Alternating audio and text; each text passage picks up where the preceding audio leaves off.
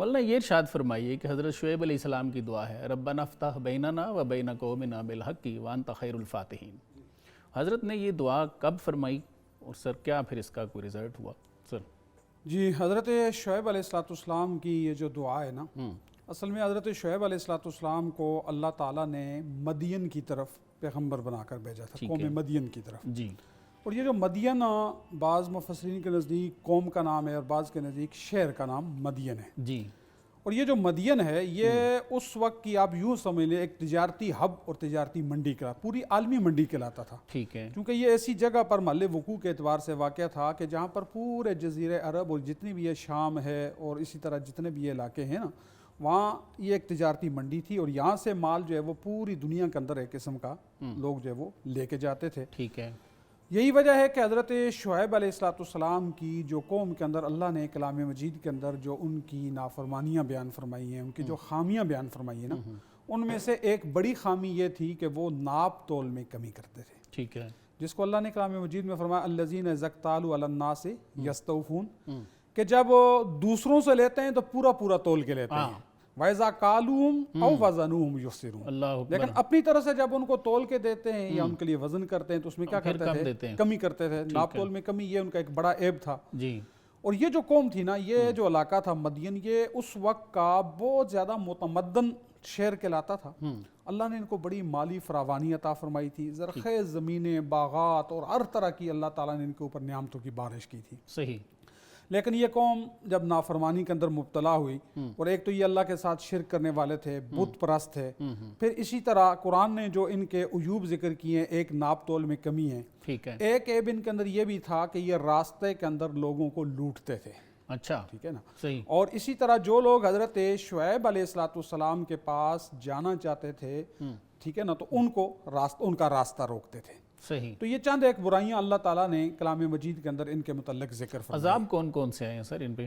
تو حضرت شعیب علیہ السلام نے جب ان کو تبلیغ کی، ٹھیک ہے نا، اور اس کے باوجود جیسے ہر نبی کے ساتھ ہوتا رہا کہ انہوں نے ان کو جھٹلایا اور کہنے لگے شعیب اپنی بات سے باز آ جاؤ ورنہ ہم آپ کو اور آپ کے ماننے والوں کو بستی سے نکال دیں گے. اللہ اکبر.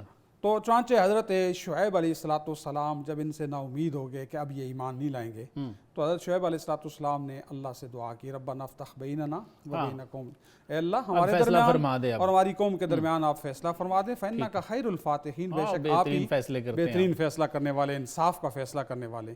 اب اللہ کی طرف سے اس قوم پر عذاب آیا. جی. اور قرآن مجید میں ان کے 3 عذاب اللہ نے ذکر کیے ہیں.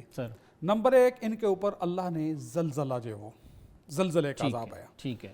اسی طرح قرآن نے یہ بھی ذکر کیا ہے کہ یہ جو قوم ہے نا، ان کے اوپر کئی عرصے تک قحط سالی رہی، یعنی مطلب بارش نہیں برسی، شدید گرمی جو ہے وہ، اور یہاں تک کہ یہ لوگ انہوں نے زیر زمین جو ہے تہخانے بنا رکھے تھے، ان کے اندر چلے گئے.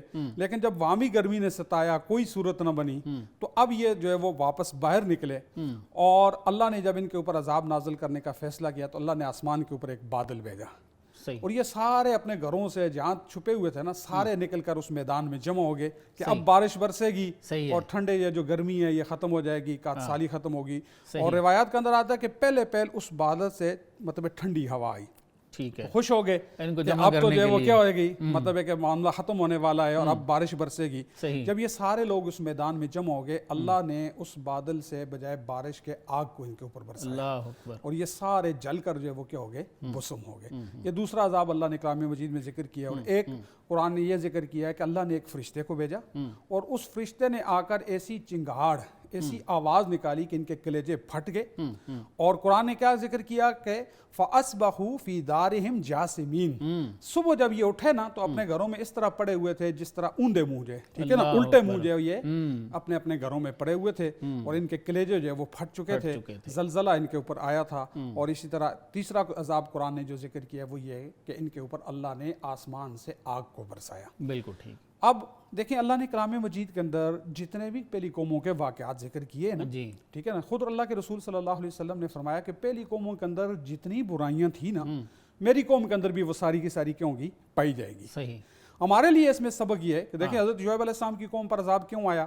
سب سے بڑا ان کا جرم شرک کے بعد کیا تھا کہ وہ ناپ تول میں کمی کرتے تھے. صحیح. اور اللہ معاف فرمائے کہ اس وقت ہماری قوم کے اندر ہاں یہ ٹھیک ہے نا؟ موجود ہے، ہمارے اندر بھی یہ چیز بہت زیادہ جو ہے وہ، بالکل ایسے ہی، اور ہمیں بھی جو ہے وہ اس سے اللہ کے عذاب سے ڈرنا چاہیے. بالکل یہ وہ مطلب ہے سبب ہے کہ جو حضرت شعیب علیہ السلام کی قوم پر عذاب کا باعث بنا. کہیں اللہ ایسا نہ ہو کہ ہمارے اوپر بھی یہ عذاب کا کیا بن جائے، باعث بن جائے. بالکل ٹھیک.